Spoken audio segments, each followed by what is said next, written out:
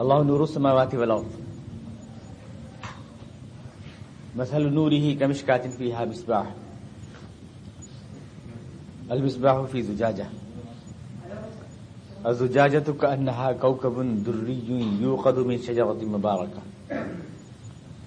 زيتونة لا شرقية ولا غربية يكاد زيتها يضيء ولو لم تمسسه نار نور على نور يهدي الله لنوره من يشاء ويضرب الله الأمثال للناس والله بكل شيء عليم في بيوت أذن الله أن ترفع ويذكر فيها اسمه يسبح له فيها بالغدو والآصال رجال لا تلهيهم تجارة ولا بيع عن ذكر الله وإقام الصلاة وإيتاء الزكاة يخافون يوما تتقلب فيه القلوب والأبصار ليجزيهم الله أحسن ما عملوا ويزيدهم من فضله والله يرزق من يشاء بغير حساب والذين كفروا أعمالهم كسراب بقيعة يحسبه الظمآن ماء حتى إذا جاءه لم يجده شيئا ووجد الله عنده فوفاه حسابه والله سريع الحساب أو كظلمات في بحر لجي يغشاه موج من فوقه سحاب ظلمات بعضها فوق بعض إذا أخرج يده لم يكد يراها ومن لم يجعل الله له نورا فما له من نور صدق الله العظيم.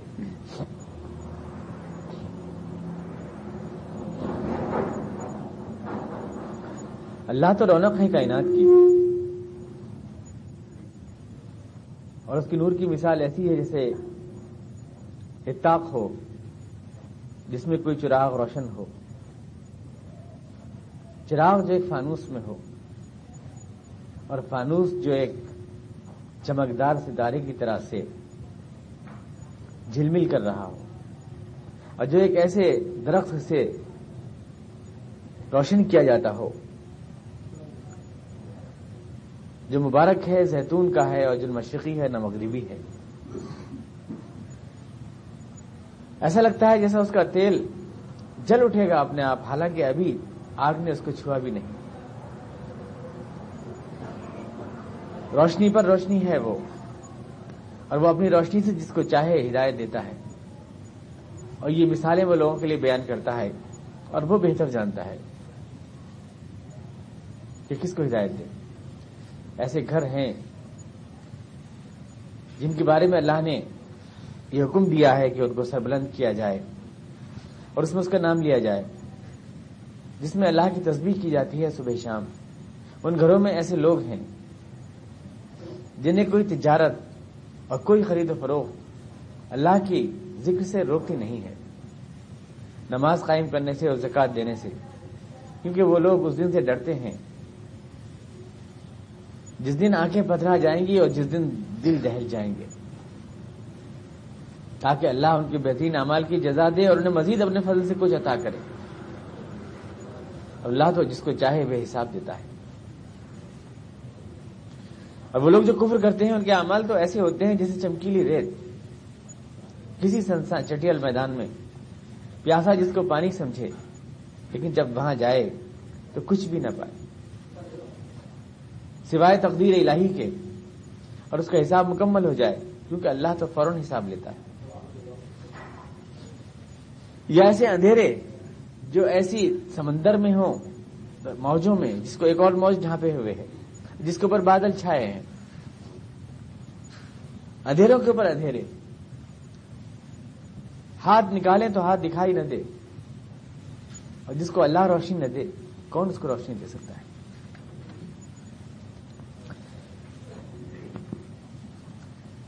اس کا سیاق اور اس سے پچھلے آیات سے اس کا جو تعلق تھا وہ تو پچھلے ہفتے میں آپ کو بتا چکا ہوں.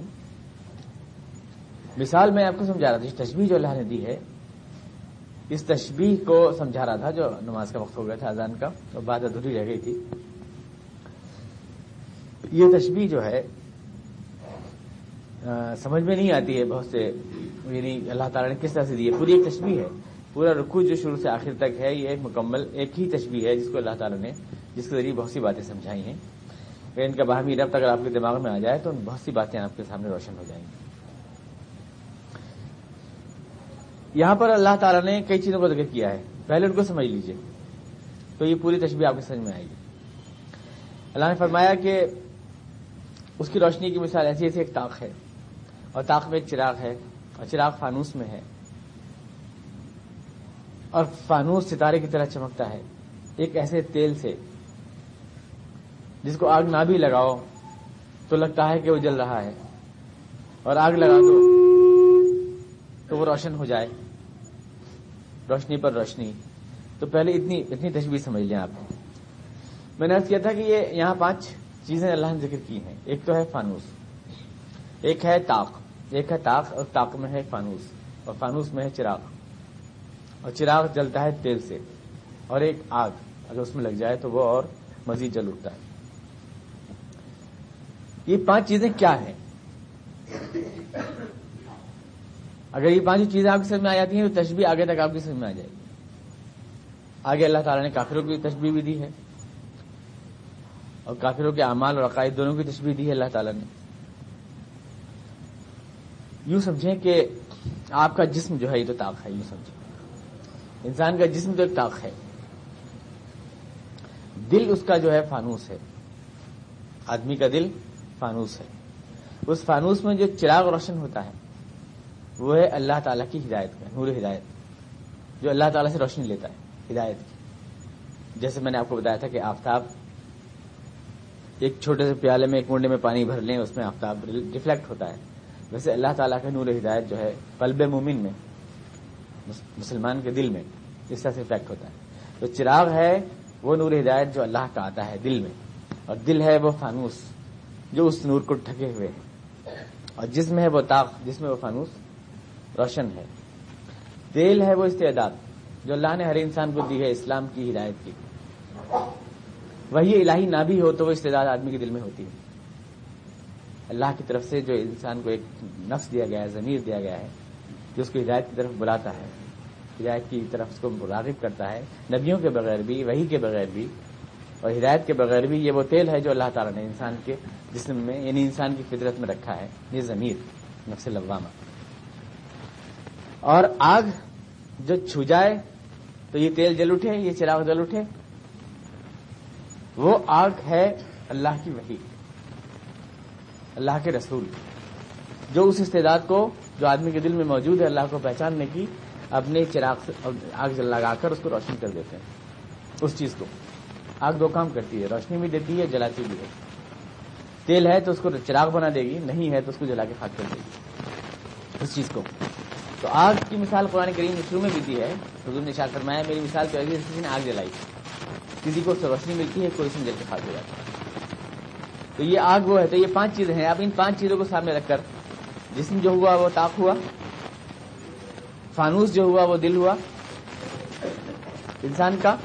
یہ مثال جو ہے پچھلی بار جب میں عرض کر رہا تھا اور ایک دم اذان ہو گئی تو ہمارے پاس دوستوں نے کہا کہ شروع میں تو سمجھ میں آ رہا تھا اور بعد میں جو ہے وہ فلسفہ سا ہو گیا. فلسفہ نہیں تھا بلکہ اس مثال کو سمجھانے کی کوشش ہے اور اس کے اوپر آئندہ کی ساری مثالیں بیس کرتی ہیں جتنی بھی ہیں.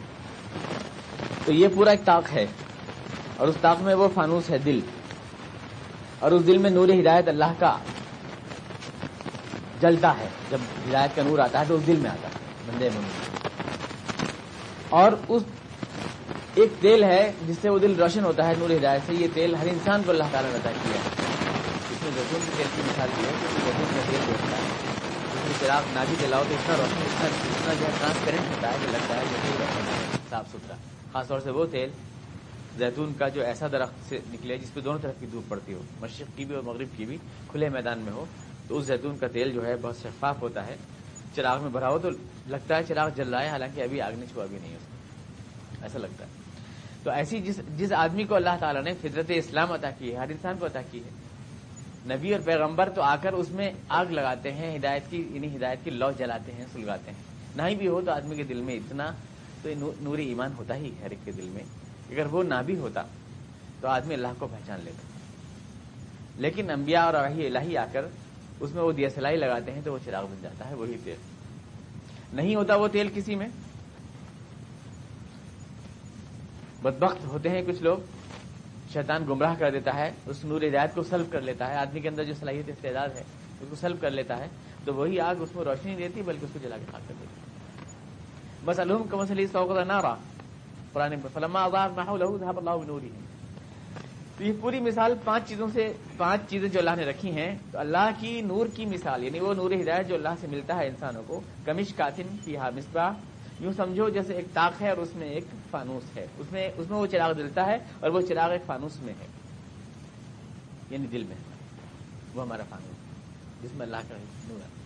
یہاں میں نے ایک حدیث آپ کو سنائی تھی، اللہ کے رسول نے ارشاد فرمایا جس طرح سے اللہ آتا ہے دل میں، اس چھوٹے سے دل میں، وہ اللہ جس کائنات کا پورا خالق ہے، تو اس کو اللہ کے رسول نے ارشاد فرمایا کہ اللہ تعالیٰ حدیث قدسی ہے کہ ما وسعني الارض ولا السماء ولكن وسعني قلب عبد المؤمن، زمین اور آسمان میں سما نہیں سکتا میں، مگر میں ایک ایمان والے کے دل میں سما جاتا، میں یعنی میری روشنی، میرا نور ہدایت اس میں دل میں سما جاتا.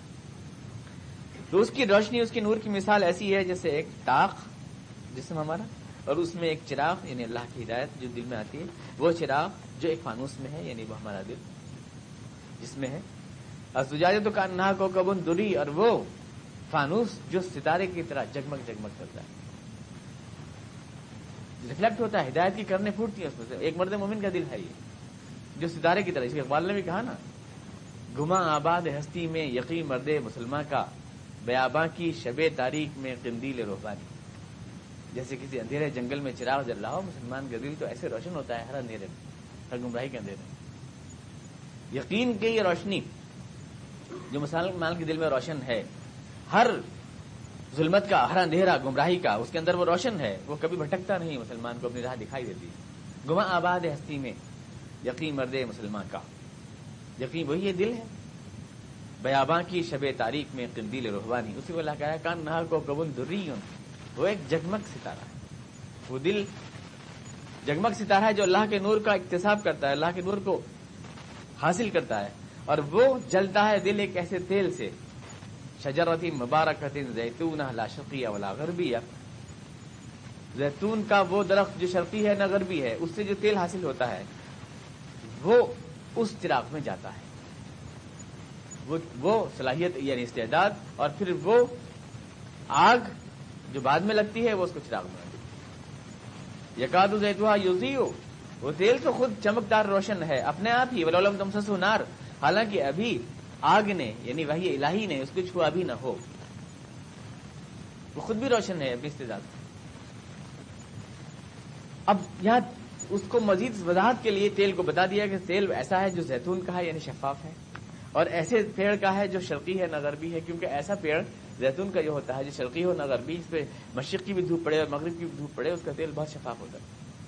یہ تیل کی صفت کو وضاحت میں کرنے کے لیے اللہ نے ارشاد فرمایا. اور یوں بھی آپ دیکھیں کہ تو اللہ تعالیٰ کو اگر ہم یہاں پر اس مثال میں زیتون کے پیڑ کی مثال اللہ تعالیٰ نے دی ہے اپنی، کہ جیسے وہ نہ شرقی ہے نہ غربی ہے، اللہ تعالیٰ بھی نہ شرقی ہے نہ غربی ہے، وہ قوم اور ملک اور نسل اور نسب کے تمام حقوق سے بالاتر ہے، وہ سب کا ہے، کسی کا نہیں ہے. تو اس کے لیے وہ اسی درخت کی مثال موضوع تھی. اس کے بعد اللہ فرمایا وَلَوْ لَمْ تَمْسَسْهُ نار، یہ دل، یہ چراغ جو اللہ کے نور سے روشن ہے، یہ جل اٹھتا ہے حالانکہ ابھی آگ نے چھوا بھی نہ ہو اس کو، یہ خود ہی جلا ہوا ہے.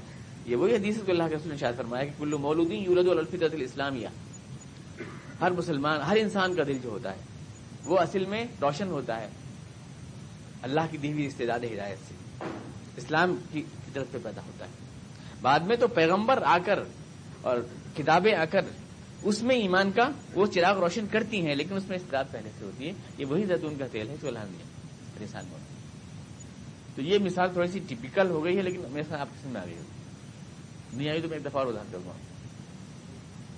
جی، یہد اللہ لنورہ من یشاء، اور اللہ تعالیٰ اپنے اس نور سے جس کو چاہتا ہے ہدایت دیتا ہے، جس کو چاہتا ہے ہدایت دیتا ہے. یہد اللہ لنورہ من یشاء وَيَضْرِبُ اللَّهُ الْأَمْثَالَ لِلنَّاسِ، اور یہ مثال بیان کرتا ہے انسانوں کے لیے تاکہ سمجھ لیں پورا کہ اللہ تعالیٰ نے جو استعداد ہدایت پیدا کی ہے ہر انسان کے دل میں، اگر آپ اس کو ڈھکے نہیں، قلب ملفوف نہ بنائیں.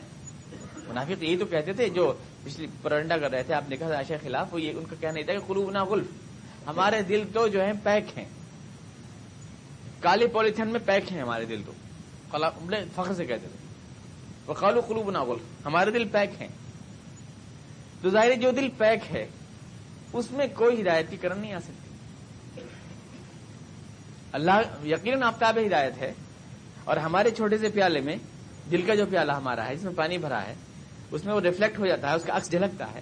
لیکن یہ پیالہ اگر پولیتھین میں پیک ہو تو اس میں نہیں جھلک سکتا. تو یہ قلب ملفوظ جو ہے، یہی قلب منافق ہے، وہی جن کا تذکرہ ابھی پچھلی آیت میں اللہ تعالیٰ نے دیا ہے.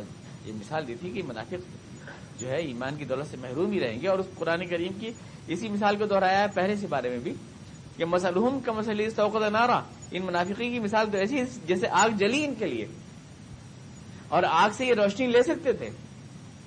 فلما اضاءت ما حوله ذهب الله بنورهم، لیکن ہوا نہیں، یہ آگ سے روشنی نہیں لی، آگ سے دل جلا لی انہوں نے،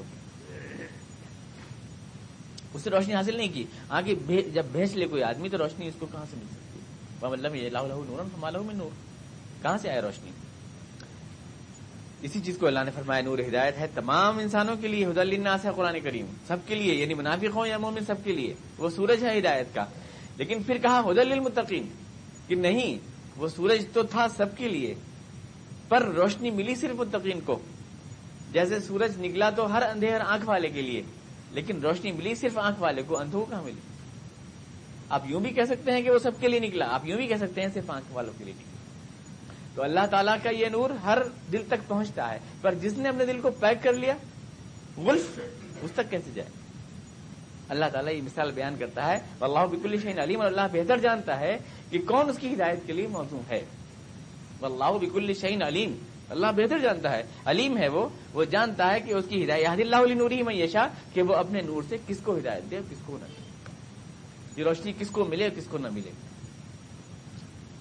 پھر اللہ تعالیٰ نے منافقین کی طرف خطاب کر کے فرمایا کہ تمہارے پروپیگنڈوں سے اور انحراف سے اور اسلام کے بارے میں یہ کہنے سے کہ اسلام کا کوئی مستقبل نہیں ہے، مسلمانوں کا کوئی مستقبل نہیں ہے، یہ حضور اکرم صلی اللہ علیہ وسلم کا جلایا ہوا چراغ بجھ نہیں جائے گا. یہ کیوں نہیں بجھے گا؟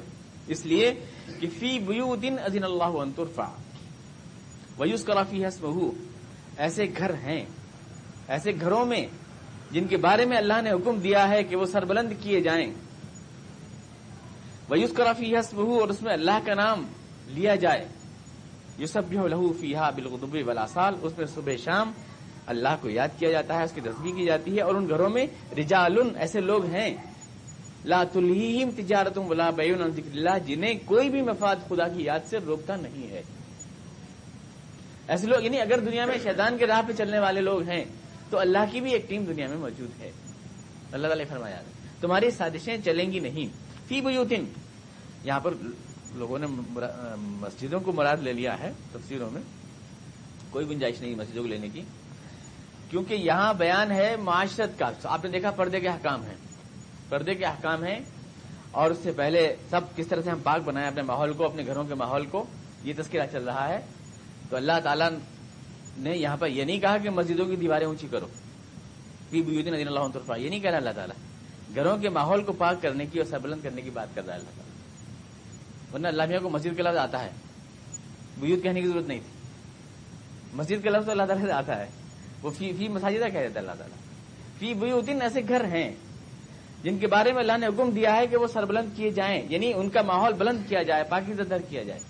اذن اللہ ان ترفع، ہمارا مسلمان کا جو ہے اللہ کی عبادت صرف مسلمان مسجد میں نہیں کرتا، بلکہ مسلمان کے لیے تو ہر گھر مسجد ہے عبادت گاہ. اس کا تو گھر ہی، اس کا تو ہر عمل، ہر فعل عبادت گاہ ہونا چاہیے. تھوڑی کہ بس مسجد میں اللہ میاں کی نماز پڑھ کے اللہ میاں کا قضا ہو جاتا ہے، بس وہاں یعنی مسجدوں کو تو بلند کریں ہم اور اپنے گھروں کو سرنگوں کر دیں، یہ نہیں ہے. اللہ نے اگر ایک ویسا عام لفظ بولا ہے تو اس کو عام رہنے دیجیے. وہ گھر چاہے مسجد ہو، وہ گھر چاہے ہمارا ذاتی گھر ہو، اس کے بارے میں اللہ کا حکم یہ ہے کہ اس میں اللہ کا نام ہر وقت لیا جائے. یذکر فیہا اسمہ، اللہ کو ہر وقت یاد رکھا جائے، اللہ کے نام. مسلمانوں کی لینگویج یہی ہوتی ہے. ہر بات میں اسلام نے ہمیں سکھایا ہے اللہ کا نام لینا، ہر بات میں، گھر کی بول چال میں بھی. ہم کوئی وعدہ کرتے ہیں تو کہتے ہیں انشاءاللہ، اگر اللہ نے چاہا تو. ہم کسی کچھ چیز اچھی لگتی ہے تو ہم کہتے ہیں سبحان اللہ. ہم کسی کا شکریہ ادا کرتے ہیں تو کہتے ہیں جزاک اللہ. کسی چیز کو پسند کرتے ہیں تو ہم کہتے ہیں ماشاء اللہ. افسوس کا اظہار کرتے ہیں تو کہتے ہیں استغفر اللہ. غم کے اندر ہم کہتے ہیں انا للہ. ہم ہر موقع پر کہیں بھی ہوں سلام کسی کو کرتے ہیں تو السلام علیکم ورحمۃ اللہ. اللہ کا نام ہماری ہر چیز میں شامل ہوتا ہے. ہمیں جو تہذیب دی گئی ہے گھروں میں, ہمیں جو لینگویج, کہیں بھی مسلمان چاہے فرینچ بولیں, چاہے ڈچ بولیں, چاہے ہندی بولیں, لیکن مسلمان جہاں بھی جائے گا اس زبان کو مسلمان بنا دے گا, کیونکہ اس کی ہر بات میں اللہ کا نام آئے گا, ہر چیز میں اللہ کا نام آئے گا اس کی مسلمان کی زبان میں. تو یوز کرفی حسم, خدا نے حکم دیا ہے کہ اللہ کا نام ہر آن رہے زبانوں پر تمہاری. دنیا میں کسی بھی مذہب میں, دنیا میں 13,000 کے قریب مذاہب ہیں, کسی بھی مذہب میں خدا کو اس قدر یاد نہیں کیا جاتا جتنا اسلام میں کیا ہے. ہم کوئی کام شروع کرتے ہیں تو بسم اللہ سے شروع کرتے ہیں, اللہ کے نام سے. اللہ کو جتنا اسلام میں یاد کیا جاتا ہے اتنا دنیا میں جو لوگ دعوے دار سب ہیں خدا کو ماننے کے, دعوے دار تو سبھی لوگ ہیں خدا کو ماننے کے, لیکن اللہ کا نام ہر وقت نو کے زبان پہ رہتا ہے. یہ بات صرف اسلام کے اندر ہے. یسبح لہ فیہا بالغدو والآصال, اس میں صبح شام اللہ کی تسبیح اور عبادت کی جاتی ہے. اس لیے اللہ کے رسول نے حکم دیا ہے کہ اپنے گھروں کو آباد رکھو نماز سے, مردہ مت بناؤ. نوافل اور مستحبات اور یہ جو کچھ ہم جب مسجد میں کھڑے ہو کے پڑھنے لگتے ہیں نا, لوگوں کو نکلنا ہی مشکل ہو جاتا ہے مسجد میں سے. مسجد میں پڑھنے کا حکم نہیں ہے ان کے لیے, مسجد صرف فرض نماز کے لیے. باقی تمام آپ کے نوافل اور سنن جتنے بھی آپ ادا کریں وہ اپنے گھر میں آ کے ادا کریں, تاکہ آپ کے گھر جو ہیں بے رونق نہ ہو جائیں, اللہ کی یاد سے آباد رہیں. آپ کے بچے آپ کو نماز پڑھتے دیکھیں تو ان کو بھی نماز پڑھنے کی توفیق ہو. آپ کی بیوی آپ کو دیکھ کے نماز پڑھے. آپ کے گھر ماحول, آپ کا آنگن ایک مسلمان کا آنگن ہونا چاہیے. یہ اللہ تعالیٰ فرما رہا ہے ایسا آنگن ہوتا ہے, اس کی ہر چیز بولتی ہے. ہمارا آج بھی ہم اس برے حالات میں بھی اسلام کی روایات سے جو وابستہ ہیں وہ اپنے گھر کے آنگنوں سے ہماری عورتوں نے وابستہ کر رکھا ہے. کیسے بھی ہم گھر میں نعت کی کیسٹ بجا رہے ہیں, مکہ مدینے کا کیلنڈر لگائے ہوئے ہیں گھر میں, آتے ہوئے السلام علیکم کہہ رہے ہیں, بات میں اللہ کا تذکرہ لا رہے ہیں, قرآن شریف رکھا ہوا ہے, بچہ قرآن شریف پڑھ رہا ہے. اس سے ایک ماحول بنتا ہے, ہم جڑتے ہیں اسلام کے ماحول سے, اسلامی تہذیب سے, اسلامی کلچر سے. ایک گھر ہے جو اسلام کا قلعہ ہوتا ہے, یہیں سے بچے تہذیب پاتے ہیں, اقدار پاتے ہیں, ویلیوز پاتے ہیں, وہیں سے اسلام کے ماحول سے جڑتے ہیں وہ لوگ. اس لیے گھر کا ماحول اگر بگڑتا ہے تو ہمیں کوئی دستگاہ اور کوئی تعلیم گاہ جو ہے اسلام سے نہیں جوڑ سکتی, کوئی بھی. نہ سوسائٹی تو کیا جوڑے گی, سوسائٹی ہمیں گندے گانے سنائے گی. سوسائٹی سے ہمیں اسلام نہیں ملے گا, سڑک سے اسلام نہیں ملے گا. سڑک کے اوپر تو جو ہے بج رہا ہے گانا, جیسا سنیما ہال ہے, تم لوگ تصویر دیکھ رہے ہیں جا کے گندی. اسلام کہاں سے لاتے ہیں؟ اسلام ماں کی گود سے لاتے ہیں. ماں سکھاتی ہے ہم کو, ماں رہتی ہے گھر کے آنگن میں, وہ کلمہ یاد کراتی ہے, بچہ کلمہ یاد کرتا ہے. وہ گھر میں ماحول بناتی ہے اسلام کا, تو گھر میں اسلام کا ماحول بنتا ہے. بچہ سوچتا ہے میں مسلمان ہوں, میں اس دین سے وابستہ ہوں, اس ملت سے وابستہ ہوں. اس کی دودھ کی ایک بوند کے ساتھ اس کو اسلامی جذبے ملتے ہیں. پھر آنگن سے پھر سب کچھ جو ہے نا وہ چیز ہے, وہ گھر ہے جو جوڑتا ہے. تو فی بیوتن, ایسے گھر چکے ہیں. یہ گھر جو ہمارا ایک پورا اسلامی معاشرے کا جو ایک حفاظتی حصار ہے ہمارا, چونکہ یہ ہے اللہ فرما رہا ہے, لہذا تمہاری سازشیں کام نہیں کریں گی. اس میں تو اللہ کا صبح شام اللہ کو یاد کیا جائے, اللہ کے لیے نماز پڑھی جائے, گھروں کو آباد رکھا جائے, یہ ہے. اس لیے شیطان نے ہمارے گھر پہ اٹیک کیا. پھر جب اللہ نے گھر کا حوالہ دیا نا کہ یہ گھر بچائیں گے اسلام کو, تو شیطان نے گھر پہ اٹیک کیا. شیطان نے کہا سنیما ہال جانے سے تم روک دیتے ہو اور گھر میں جو ہے بچوں کو اسلام سکھاتے ہو, میں تمہارے گھر میں ہی پہنچا دیتا ہوں سنیما, اور میں ایسا کیے دیتا ہوں کہ تم اپنے پردے ڈال کر کھڑکیوں کے اوپر انٹرنیٹ سے ساری دنیا کی فوج سے رشتہ جوڑ لو, تمہیں کوئی کہنے والا بھی نہ ہو. وہاں پہ تم سڑک پر اگر عورتوں کو گھورتے تھے تو 10 آدمی تمہاری آنکھوں کو چیک کرتے تھے, یہاں تو کوئی چیک بھی نہیں کرے گا. شیطان نے جو ہے اس آئٹم کو کہ تم گھر کے بل پر اسلامی تہذیب کو زندہ رکھنا چاہتے ہو, لو میں گھر پہ ہی اٹیک کرتا ہوں. اب بتائیے آپ کیا کریں گے؟ ظاہر ہے کہ یہاں پر خدا نے آپ کو یہ وارننگ دی ہے کہ آپ اپنے گھروں کو اسلامی تہذیب کا مرقع بنائیں, اور کوئی راستہ نہیں ہے آپ کے لیے, کہیں اور سے نہیں ملے گا کسی کو اسلام. اور ان میں ایسے گھر جن کو کوئی تجارت, کوئی کاروبار اللہ کی یاد سے روکتا نہیں ہے. یعنی تجارت کریں گے آپ, تجارت سے نہیں روکتا اللہ تعالیٰ, کاروبار سے نہیں روکتا اللہ تعالیٰ. اللہ تعالیٰ یہ فرما رہا ہے ایسے لوگ ہیں جنہیں کوئی بھی تجارت اور کوئی بھی کاروبار اللہ کی یاد سے روکتا نہیں ہے. یعنی کاروبار تو کرتے ہیں, تجارت تو کرتے ہیں, لیکن اللہ کی یاد سے نہیں رکتے. چونکہ ایسے لوگ, ایسا کردار اسلام نے کریٹ کیا ہے. اللہ کے نور نے, اس نور نے, نور ہدایت نے جو پیغمبر کے ذریعے دل میں جلا ہے, چونکہ یہ روشنی گھروں کے آنگن میں ہے اللہ کی, اس لیے شیطان کی تمام آندیاں ناکام رہیں گی اس کے مقابلے. یہ اللہ تعالیٰ کہنا چاہتا ہے. نفاق کی ساری آندیاں ناکام رہیں گی. تو کوئی بھی چیز روکتی نہیں ہے. لا تلہیہم تجارۃ ولا بیع عن ذکر اللہ وإقام الصلاۃ وإیتاء الزکاۃ. نماز کا سسٹم قائم کرنا اور زکوٰۃ کا سسٹم قائم کرنا اور یہ سارا اسلامی اس معاشرہ قائم کرنا، اس سے کوئی چیز روکتی نہیں ہے. کیوں کہ یخافون یوما تتقلب فیہ القلوب والابصار. اصل بات یہ ہے کہ ان کے دل دھڑکتے ہیں، لرزتے ہیں، ان کی آنکھیں کانپتی ہیں اس دن سے جس دن وہ اللہ کے سامنے کھڑے. صرف جتنی بھی مادہ پرستی کا حصار ہے اور جتنے بھی نگاہوں کی گناہ گاری ہے اور جتنا بھی دل کی گندگی ہے، اس سب سے، اس گندگی کے سمندر میں آپ بچ نہیں سکتے ہیں جب تک اللہ کا خوف آپ کی حفاظت نہ کرے. آپ بچ نہیں سکتے، گھر کے آنگن میں بھی بچ نہیں سکتے. کیوں اللہ تعالیٰ نکاح کے خطبے میں 4 مرتبہ اتقوا اللہ کہتا ہے؟ یا ایھا الناس اتقوا ربکم یا ایھا الذین آمنوا اتقوا اللہ وقولوا قولا سدیدا یا ایھا الذین آمنوا اتقوا اللہ وقولوا حق تقاته ولا تموتن الا وانتم اتقوا اللہ الذی تساءلون به والارحام. بار بار خدا سے ڈرو، خدا سے ڈرو، کیونکہ شادی کا موقع ہے اور گھر میں تم ایک عورت کو لا رہے ہو اللہ کی آیتوں کی چھاؤں میں. اس جگہ خدا سے ڈرنا ہے. باہر سڑک پر تو تم کو ہر ایک چیک کرے گا، سوسائٹی، سماج. اس گھر کے آنگن میں تو صرف اللہ کا خوف ہی چیک کرے گا تم، اور کوئی چیک نہیں کر سکتا. اس لیے 4 بار ریپیٹ کیا اللہ تعالیٰ نے اس کو وہاں پر. یہ یخافون یوما تتقلب فیہ القلوب والابصار. اس دن سے لرزتے ہیں جس دن جو ہے دل. اصل میں خوف جب ہو نا تو آدمی پھر زیادہ لذتوں میں، جسپیدگیوں میں پھنستا بھی نہیں ہے. ہارون رشید کا ہے نہیں، ہارون رشید کا واقعہ کہ اس نے کہا کسی سے کہ جاؤ، وہ ایران کی عورتیں آئی تھیں بڑی خوبصورت، اور انہوں نے کہا کہ جاؤ یہ بازار میں پورے شہر میں گھوم کے آؤ، اور عورتوں سے کہہ دیا کھڑی رہو وہاں، یعنی بالا خانوں پر کھڑی ہو جاؤ بے پردہ آ کر. اب اسے کہا، ایک پیالہ اس کے ہاتھ میں دیا پانی کا اور لبالب، اور کہا کہ یہ تم پیالہ لے کے شام کو لوٹ کے آ جاؤ پورے شہر میں گھوم کر، اور ایک بوند بھی اگر اس میں سے گر گئی تو تمہاری گردن اڑا دی جائے گی. شام کو جب وہ لوٹ کے آیا تو اس نے کہا، رشید نے بتائیے صاحب کیسی کیسی عورتیں تھیں جو آپ دیکھیں ایران کی؟ کہ صاحب عورتوں کو دیکھنے کی فرصت کی تھی، میرا دماغ تو پیالے میں پھنسا ہوا تھا، گردن اڑ جائے گی میری. دل میں اگر خوف ہو نا تو پھر آدمی کی ادھر نگاہ نہیں بھٹکتی. اصل چیز ہے یہ محافظ، یہ خوف جو آدمی کا جڑا رہتا ہے نا. زندگی کی سرگرمیاں اپنی جگہ چلتی رہتی ہے، لیکن اللہ سے اگر ٹانکا جڑا رہے تو آدمی جو ہے بیلنس نہیں بگاڑتا اپنا.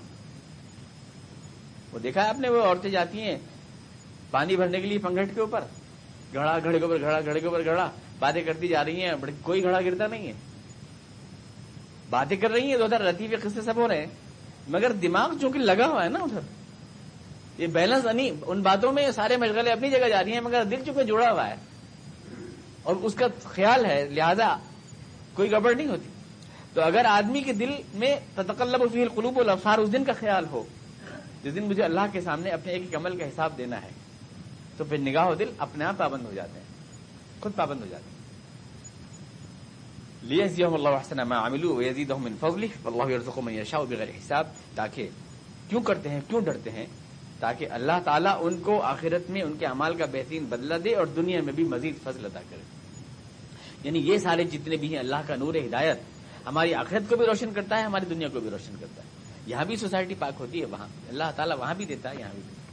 لیجزیہم اللہ احسن ما عملوا ویزیدہم من فضلہ. مزید ملتا ہے، یہ تو بونس ملتا ہے دنیا میں اس کو، اصل پیمنٹ تو آخرت میں ہوگا. واللہ یرزق من یشاء بغیر حساب. اللہ تعالیٰ جس کو چاہتا ہے بے حساب دیتا ہے. جس کا مطلب ہمارے یہاں لیتے ہیں نان گوشت. یرزق من یشاء بغیر حساب کا مطلب یہ نہیں ہے. میں نے آپ سے عرض کیا تھا، ہر وہ جذبہ جو آپ اللہ کے لیے محسوس کرتے ہیں، ہر وہ چراغ جو آپ کے دل میں اللہ کی ہدایت کا جلتا ہے، خون کی یہ بوند جو آپ کی رگوں میں دوڑتی ہے، اور دل کی یہ دھڑکن، یہ سب اللہ کا رزق ہے جو اللہ تعالیٰ نے آپ کو عطا کیا. یہ اللہ کی توفیق ہے، یہ اللہ نے عطا کی. یہ نہیں کہ بس جو کمال ہے اللہ یرزق من یشاء بغیر حساب، اللہ تعالیٰ اس کو چاہتا ہے، اس کا مطلب یہ نہیں ہے کہ کوئی حساب کتاب ہی نہیں. بہت لوگ تو یہ ترجمہ کرتے ہیں کہ صاحب وہ ایک تو یہ کرتے ہیں کہ صاحب بزرگوں کو بھی آپ حساب کی نہیں پڑھتے تو دنیا میں پڑھنے کی چیزوں کہتے ہیں اللہ میں تو بغیر حساب پڑھ بھی دے دیتا ہے. ایک تو مطلب یہ، اور ایک یہ کہ ہم جو کچھ بھی پبلک سے کلیکٹ کریں اس کا حساب دینے کی ضرورت ہے، اللہ تعالیٰ بغیر حساب دے رہا ہے تو ہم بھی بغیر. یہ مطلب تھوڑی ہے اس کا. یعنی اللہ تعالیٰ جب عطا کرتا ہے تو بے پناہ دیتا ہے. واللہ یرزق من یشاء بغیر حساب. یہاں پر مومنین کے ماحول، گھر کا ماحول، ان کے عقائد و اعمال کی مثال دی اللہ تعالیٰ نے. اب یہاں کفار کے اعمال کی مثال دے رہا ہے اللہ تعالیٰ. کفار کے اعمال بھی چمکیلے چمکیلے لگتے ہیں، بڑے اچھے لگتے ہیں. سرائے بنوا دی، کنواں بنوا دیا، یہ کر دیا، وہ کر دیا. بڑے ہمدردی ہے صاحب، زلزلہ آ گیا تو پیسے چندہ کر کے دے دیے، ان کے بھی چمکیلے چمکیلے لگتے ہیں اعمال. اس کو میں آپ سے عرض کر رہا تھا پچھلے ہفتے اسی بات کو، جس پہ آپ تھوڑا چونکے بھی تھے. ہمارے ہاں اصلاح معاشرہ کا لفظ نہیں ہے. اصلاح معاشرہ اسلام نے کہیں استعمال نہیں کیا.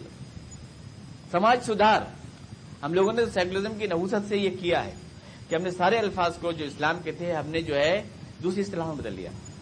رواداری مثال طور پر یہ تھا کہ صاحب یہ رواداری جو ہے اس کو ویریفائی کر دیا انہوں نے، مداحنت کو رواداری کہنے لگے مثال کے طور پر.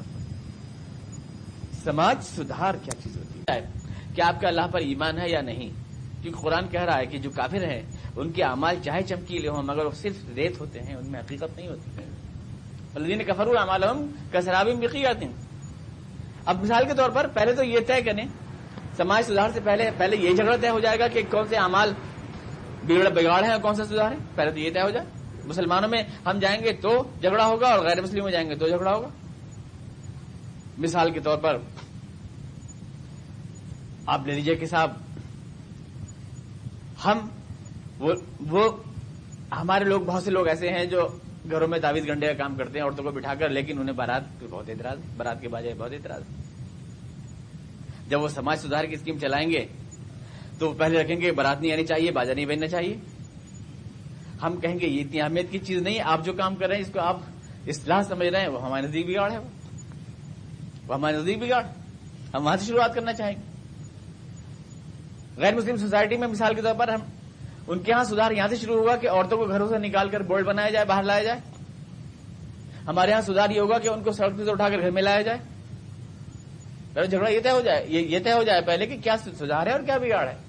کیونکہ ہمارے اصول مختلف ہیں، ہماری سوچ مختلف ہے، ہماری ترجیحات مختلف ہیں. بہت سی چیزیں ایسی ہیں جن کو ہم بگاڑ کہتے ہیں ان کو وہ سدھار کہتے ہیں، اور جن کو ہم سدھار کہتے ہیں ان کو وہ بگاڑ کہتے ہیں. جب ہم عورت کو پردہ کراتے ہیں تو وہ کہتے ہیں کہ انہوں نے ان کو جو ہے گھر میں گھسیڑ کے برباد کر دیا. اس کو سب سے پہلے یہ برائی دور ہونی چاہیے. ہم اپنی عورت کو شرم و حیا کی تعلیم دیتے ہیں تو وہ کہتے ہیں کہ انہوں نے جھجک پیدا کر دی عورت میں، اسے بولڈ ہونا چاہیے. ہم بچے کو تمیزدار بنانا چاہتے ہیں، وہ کہتے ہیں کہ بچے کو گستاخ ہونا چاہیے مثال کے طور پر. تو پہلے یہ طے ہو کیا سدھار ہے اور کیا بگاڑ ہے. یہ چیز تو طے ہو. ان کے ہاں شراب پینا مثال کے طور پر سویلائزڈ ہونے کی علامت ہے. ان کے ہاں ڈانس کرنا یا پارٹیوں میں جانا یہ بہت ہائی سوسائٹی اور بہت سدھر جانے کی علامت ہے. ہمارے ہاں وہ چیزیں بگاڑ کی علامت ہے. کیا سدھار ہے؟ اور جہاں کہیں دو چار چیزوں میں ہمارا ان کا اتفاق بھی ہوگا اگر، تو بنیاد میں جھگڑا ہو جائے گا، بنیاد میں اختلاف ہو جائے گا. وہ جو اصلاح کریں گے اس میں دو خرابیاں اپنا پیدا ہو جائیں گی. پہلی خرابی تو یہ پیدا ہو جائے گی کہ اس میں یا تو مفاد پرستی ہوگی، اپنا ذات کا اشتہار ہوگا، اپنی ذات کا اشتہار کرنا مقصد ہوگا. ہمارے نزدیک سب سے پہلے اس کا سدھار ہونا چاہیے. سب سے پہلے مفاد پرستی کا سدھار ہونا چاہیے. اور پھر اس سے یہ ہوگا کہ ہم ان کامن چیزوں پر جب دوسروں کے ساتھ مل کر کے اسکیمیں چلائیں گے تو ہماری وہ بنیاد ہل جائے گی کہ ہم ایمان بالآخرت کے بغیر کسی چیز کو ریکگنائز نہیں کرتے. ایمان باللہ کے بغیر ہم کسی عمل کو عمل صالح مانتے ہی نہیں. پھر ہمارے جذباتی سرحدیں ٹوٹ جائیں گی. پھر ہم ان سے مودت و محبت کے تعلقات قائم ہو جائیں گے ہمارے. پھر ہمارے معیار اور ہماری اقدار بدل جائیں گی کہ جس کو وہ اچھا کہہ رہے ہیں اس کو ہم اچھا کہہ رہے ہیں، اس کو وہ برا کہہ رہے ہیں اس کو ہم برا کہہ رہے ہیں. ساتھ مل کے جب قرار ایک ہو جائے گا. اس لیے ہم کیسے چلا سکتے ہیں؟ ہمارے نزدیک پہلا سوال یہ ہے کہ تمہیں اللہ پر ایمان ہے کہ نہیں، کیونکہ اس کے بغیر کوئی بھی عمل کی کوئی بنیادی نہیں ہوتی. آدمی یا تو خود غرضی کے لیے یا اپنی ذات کے اشتہار کے لیے یا پروپیگنڈے کے لیے کرتا ہے. پھر اگر اللہ کے لیے نہیں کرتا ہے تو یا اس کا مقصد ہوتا ہے مادہ پرستی، مفاد پرستی، پیسے کچھ بچا لینا چاہتا ہے کسی اور غلط کام کے لیے، یا یہ مقصد ہوتا ہے. ہم اس کو تو ہمارے صالحہ نہیں مان سکتے. ہم اس کو مان ہی نہیں سکتے سدھار کہ اس نے اگر یہ دو بنیادی خرابیاں مفاد پرستی اور اظہار شخصیت پیدا کر دیا ہے، دو خرابیاں، تو ہمارے نزدیک تو یہ زیادہ بگاڑ ہے. اس کو پہلے دور کرنا چاہیے. اللہ کو فراموش کر کے ہم ایک کامن اسکیم چلائیں اوروں کے ساتھ اور ہم اپنے تشخص کو بھی مجروح کر دیں اور ہم بھول جائیں اپنی تشخصات کو. تو یہ اسلام نے ایسا کہاں کہا؟ اسلام نے ہمیں جو لفظ دیا ہے وہ ہے تواصی بالحق و تواصی بالصبر. ہم سچ کے علمبردار ہیں اور سچ ہمارے نزدیک اللہ پر ایمان کے بغیر ہوتا ہی نہیں. تو پہلے ہماری بنیاد یہ ہے کہ تم اللہ پر ایمان اللہ کی توحید پر ایمان ہے کہ نہیں، اس کے بعد ہم اعمال کا فیصلہ کرتے ہیں. میں نے آپ سے عرض کیا تھا اسلام میں عمل نہیں ہے پہلے، اسلام میں ایمان پہلے ہے. امن و عامل الصالحات. جب ایمان کی بنیاد طے ہوتی ہے تو پھر ہم آگے کو بڑھتے ہیں. کچھ لوگوں نے جو ہے عمل کو اولیت دے کر عقیدے کو پیچھے ڈال دیا ہے. ایسا نہیں ہے، اسلام میں عقیدہ پہلے اور عمل بعد میں ہے. کیونکہ اسلام نے صاحب کہا کہ وہ لوگ جو کفر والے ہیں ان کے اعمال تو ایک ریت ہوتے ہیں کسرابی بقی آتی یا سبو زمانما. پیاسا تو اس کو پانی سمجھتا ہے، پر وہاں جاؤ تو پیاسا مر جاتا ہے، پانی ملتا نہیں ہے اس کو. اللہ کی ایمان اور آخرت کی ایمان سے بے نیاز ہو کر کتنی بھی سماج سدھار کی اسکیمیں چلا لو، کچھ ملنے والا نہیں ہے. کچھ ملنے والا، کچھ ہاتھ آنے والا نہیں اس کے بغیر. کیونکہ اسلام کا یہ دعویٰ ہے کہ جب تک ایمان صحیح نہ ہو تب تک اعمال صالح نہیں ہوتے، تب تک نہیں ہو سکتے اعمال صالح. پھر خالی اپنی ذات کا اشتہار ہی. تو پھر اب جو ایک فیشن چل نکلا ہے یہ کہ ہم نے سماج سدھار کا ترجمہ کیا ہے اصلاح معاشرہ. سماج تو کہتے ہیں معاشرے کو اور سدھار کہتے ہیں اصلاح کو. ہم نے اس کا ترجمہ کیا ہے. یہ اسلام کا پروگرام نہیں ہے. اسلام کا پروگرام ہے تواصی بالحق و تواصی بالصبر. اسلام کا پروگرام ہے الامر بالمعروف والنہی عن المنکر. اسلام کا پروگرام ہے دعوت حق اور ایمان باللہ. ومن احسن قولا ممن دعا الی اللہ وعمل صالحا وقال اننی من المسلمین. اور یہ سارے پروگرام جو ہوتے ہیں جو ایک کامن ایجنڈا کے تحت ہوتے ہیں وہ کسی اور پولیٹیکل پارٹیز کے پوائنٹس ہوتے ہیں، پروگرام ہوتے ہیں جس میں ہم خواہ جا کے گھستے ہیں اور اس سے ہمیں کچھ ملتا نہیں ان چیزوں سے. یہ بات لمبی ہو جائے گی، پھر کبھی اس کی وضاحت ہوگی. والذین کفروا اعمالهم کسراب بقیعۃ یحسبہ الظمآن ماء. اور وہ لوگ چمک ان کے ہاں بھی ہوتی ہے. نہیں اللہ تعالیٰ فرما رہا ہے یا تو ان کے اعمال میں چمک ہوتی ہے یا نہیں ہوتی ہے. چمک اگر ہوتی ہے تو دھوکے کی ہوتی ہے، اور اندھیرا اگر ہوتا ہے تو جہالت کا ہوتا ہے. کیونکہ علم صحیح صرف اللہ کے نور سے ملتا ہے. اگر ان کے یہاں کوئی چمک تمہیں دکھائی دیتی ہے تو وہ نور کی چمک نہیں ہے، وہ دھوکے کی چمک ہے. اور جو اندھیرا تم کو ان کے یہاں دکھائی دے رہا ہے وہ جہالت کا اندھیرا ہے، کیونکہ نور تو اللہ سے ملتا ہے. اللہ نور السماوات. تو یہاں دونوں چیزوں کی مثال دی، چمک کی بھی اور اندھیرے کی بھی. چمک کی مثال دی والذین کفروا اعمالهم کسراب بقیعۃ یحسبہ الظمآن ماء. ان کے جو اعمال ہیں چمک دمک والے، وہ تو خالی چمکتی ہوئی ریت ہیں. پیاسا ان کو پانی سمجھتا ہے، لیکن جب وہاں پہنچتا ہے تو اس کو کوئی پانی وانی نہیں ملتا. لم یجدہ شیئا، کچھ حاصل نہیں ہوتا.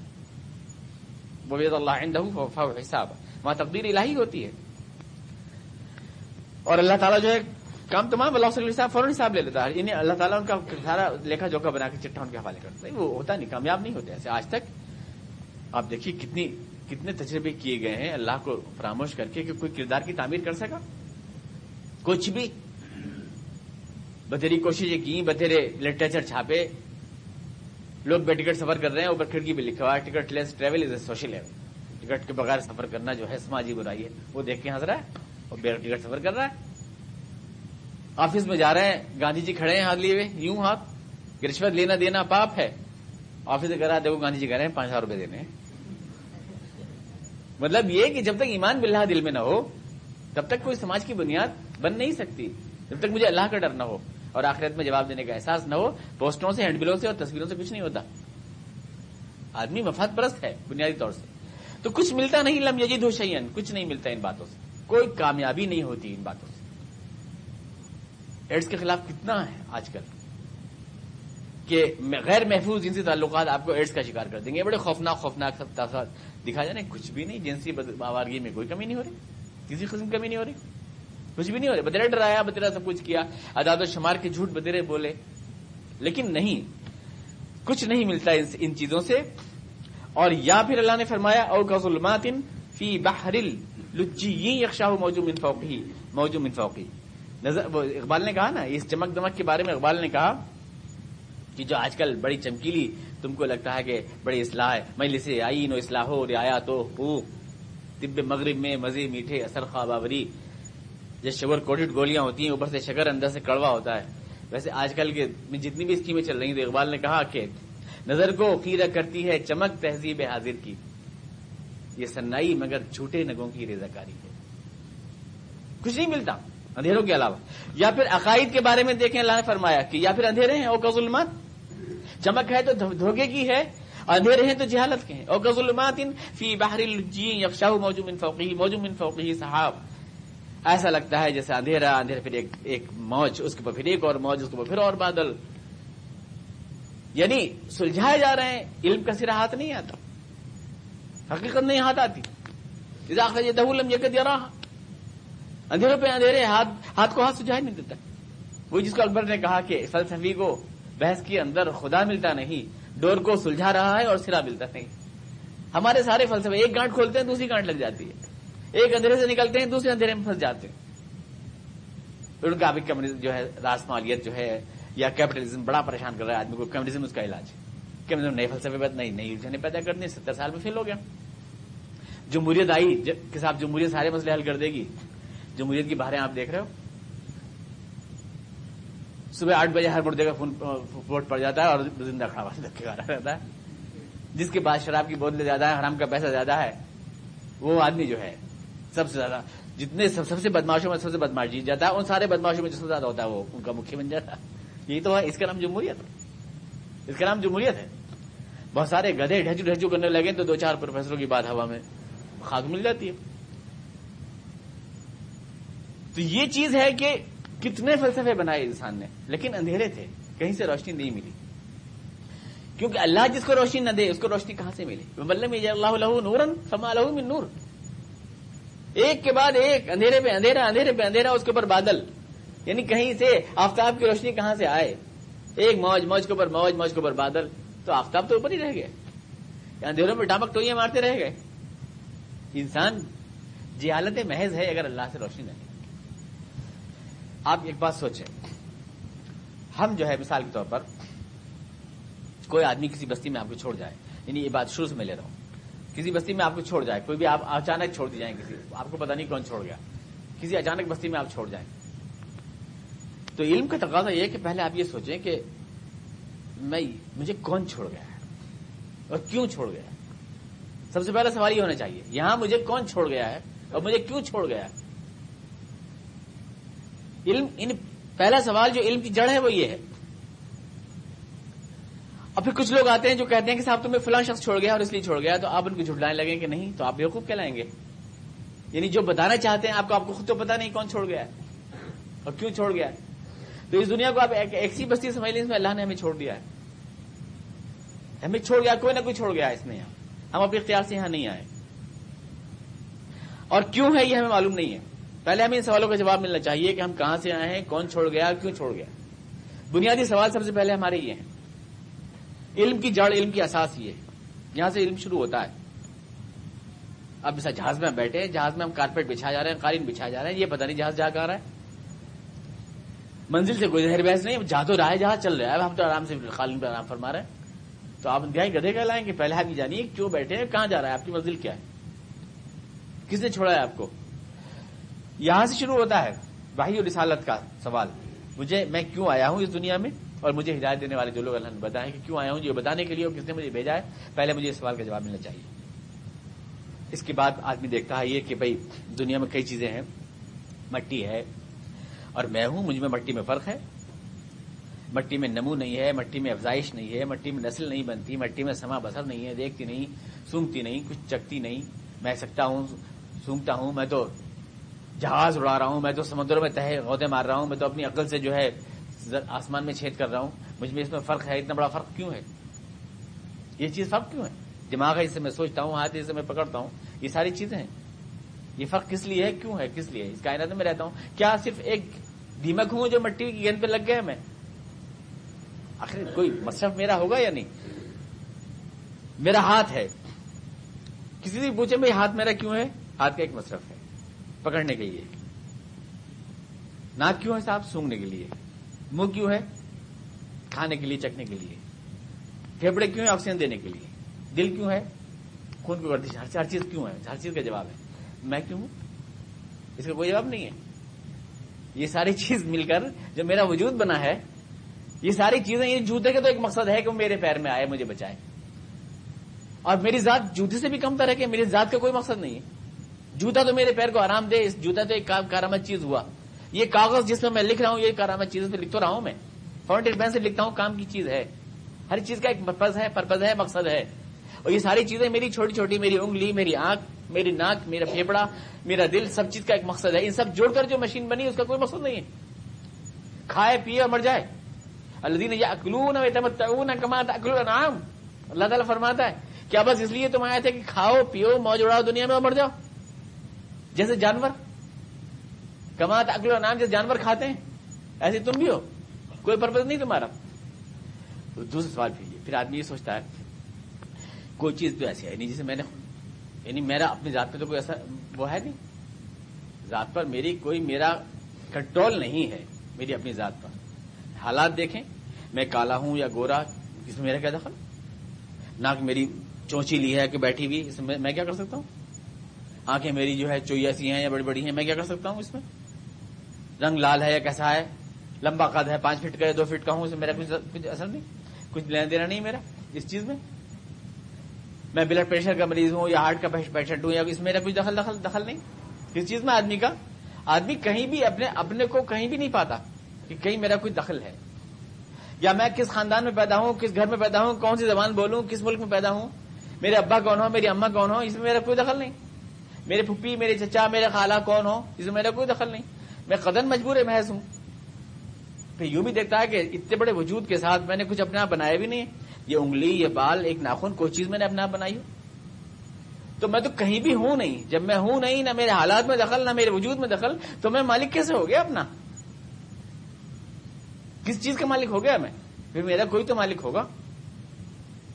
جب میں کہیں نہیں ہوں، اب میں کسی آفس میں پہنچ جاؤں، میرا آفس نہیں ہے وہ، میری فائلیں نہیں ہے وہ، میری رجسٹر نہیں ہے وہ، دوسرے کا آفس ہے، میں اس کی ترتیب پلٹنے لگوں، مجھے کیا حق ہے؟ جو اس آفس کا مالک ہے وہ اس کو جیسے چاہے چلائے. جب میں اس کا مالک نہیں ہوں تو میں اس کو الٹ پلٹنے کا کیا حق رکھتا ہوں؟ تو اگر میں اپنے جسم کا، اپنے وجود کا، اپنے جذبات و احساسات کسی چیز کا مالک نہیں ہوں تو ان کو استعمال کرنے، الٹنے پلٹنے کا مجھے کیا حق ہے؟ یہ تو میرا مالک کون ہے مجھے پوچھنا چاہیے. اس کا طریقہ کیا ہے وہ مجھے بتائے گا. یہ بنیادی سوالات ہیں. پھر جس طرح اس نے ڈویژن کیا ہے، اللہ نے مثال کے طور پر عورت کو گھر میں بٹھایا ہے، مرد کو سڑک پر رکھا ہے، بازار میں رکھا ہے. میں اپنی عقل سے الٹ پلٹ کروں گا تو عجیب مزہ کی صورت حال پیدا ہو جائے گی. ٹریکٹر ہے کھیت میں چلنے کے لیے، کار ہے سڑک پہ چلنے کے لیے. میں کہوں گا میں تو کار کے پیچھے ہل باندھ کے کھیت جو دوں گا اور ٹریکٹر پہ بیٹھ کے تفریح کروں گا. تو لطیفہ ہو جائے گا اس میں. یعنی مجھے یہ معلوم ہونا چاہیے کہ میرا جو کمبینیشن ہے وہ کیا ہے صحیح، اور میرا مالک کون ہے. جب تک یہ سارے سوال حل نہ ہو تب تک آدمی علم کی جڑ کو چھو نہیں سکتا. اور یہ ملتا ہے صرف اللہ کی طرف سے رسولوں کے ذریعے. ان سارے سوالوں کا جواب، ان سارے سوالوں کا جواب ملتا ہے اللہ کی طرف سے. اس لیے اللہ نے فرمایا کہ اللہ جس کو روشنی نہ دے تو کہاں سے روشنی پائے، تو بھٹک وَمَن لَّمْ يَجْعَلِ اللَّهُ لَهُ نُورًا.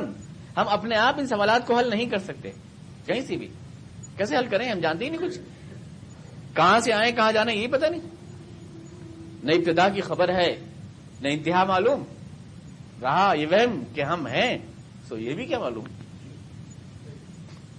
اور کہ بس یہ جانا کہ کچھ نہیں جانا ہم نے زندگی بھر میں، بس یہی جانا کہ ارے کچھ پتہ چلے تو جو بات جانتے ہیں اس کو 2 مہینے بعد پتہ چلا یہ تو غلط تھی. بس یہ جانا کہ کچھ نہیں جانا یہ بھی ایک عمر میں ہوا معلوم. یہ اپنی جہالت کا جو احساس ہوا یہ بہت دن میں ہوا. تو اللہ تعالیٰ نے یہی بتائی کہ تمہارا اصل مالک کون ہے، کس نے پیدا کیا، کس پرپز سے پیدا کیا ہے. اس کو تمہیں حکمت تخلیق کو جاننا ہے، اپنے مالک کو پہچاننا ہے، اپنا تصرف کا حق کس کا ہے تمہارے پر یہ تمہیں جاننا ہے. کہاں سے آئے ہو، کہاں جا رہے ہو. یہ جہاز میں خالی قالین بچھانی ہے، یہ بھی دیکھنا ہے کہ جا کہاں رہا ہے یہ جہاز. آدمی لائف انشورنس تو کرتا ہے کہ صاحب میں مر جاؤں تو میرے بچوں کو یہ مل جائے، یا مجھے کوئی ایکسیڈنٹ ہو جائے تو میری پینشن بن جائے. LIC لائف انشورنس کرا لیتے ہیں. لیکن آفٹر لائف انشورنس کوئی نہیں کرا رہا. یہ زندگی کے بعد جو میری زندگی ہے اس کا بھی مجھے انشورنس مل جائے، اس کا بھی کوئی پریمیم ہے، وہاں کی سیکورٹی بھی مجھے مل جائے. اصل علم یہ ہے آدمی اس چیز کو جانے. یہ 4 5 10 15 سال کی زندگی جو گزر جائے گی اس کا کیا انشورنس کرانا. اصل میں تو اس لائف کا انشورنس کرانا ہے جو اس کے بعد ہے، آفٹر لائف انشورنس. جب آدمی اتنی موٹی بات کو نہیں سمجھ رہا تو گدھا ہے اعلیٰ درجے کا. کیا علم ہے اس کے پاس؟ کچھ بھی نہیں. اعداد و شمار کا جھوٹ بولنے سے علم تھوڑی ہو جاتا ہے. جیسے آج بجٹ آیا آپ نے دیکھا نہیں، سوائے اعداد و شمار کے جھوٹ کے اور کیا ہے. ایسا لگ رہا ہے جیسے کہ ہندوستان میں ترقی کے جو ہے مطلب سیلاب بہ رہا ہے، کدھر بہ رہا ہے کچھ پتہ نہیں، اعداد و شمار میں بہ رہا ہے. تو اعداد و شمار کا جھوٹ بولنے کا نام علم نہیں ہے، ہندسوں کا جھوٹ بولنے کا نام علم نہیں ہے. یا آپ نے چکائیاں چھوڑ لی، ہوائیاں اڑا لی، چھوڑ دیا صاحب ہوائی چاند پہ پہنچ گئی ایک ہوائی اور آپ کی وہاں پہنچ گئی، اس کا نام علم نہیں ہے؟ یا پٹاخے چھوڑ لیا آپ نے ایٹم بم کے ہائیڈروجن بم کے، اس کا نام علم نہیں ہے؟ یہ پٹاخیاں چھوڑنا، یہ ہوائیاں چھوڑنا، یہ بچوں کی باتیں ہیں، یہ علم نہیں ہے۔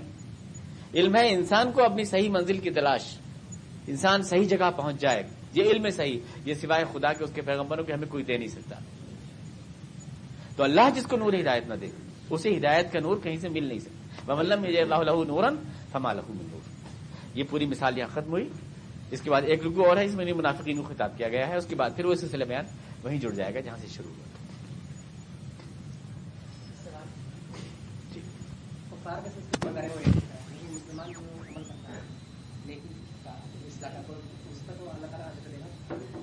ہوگا اپنی ذات کی پروپیگنڈے کے لیے اگر ہے، آپ نے کمبل بانٹ دیے 500 تاکہ ووٹ دے دیں سارے جواری شرابی جتنے بھی ہیں محلے کے آپ کو، تو یہ کوئی نیکی تھوڑی ہے۔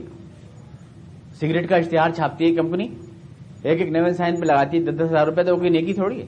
اگر اپنی ذات کی پبلسٹی پر آپ خرچ کر رہے ہیں تو یہ نیکی نہیں ہے۔ نیکی صرف وہ ہے جو اللہ کے لیے کی جائے، صرف وہ ہے نیکی۔ اللهم صل على محمد كما صليت على ابراهيم اللهم بارك على محمد كما باركت على ابراهيم وعلى ال ابراهيم ربنا اننا ظلمنا انفسنا وان لم تغفر لنا وترحمنا لنكونن من الخاسرين سبحان ربك رب العزة عما يصفون وسلام على المرسلين والحمد لله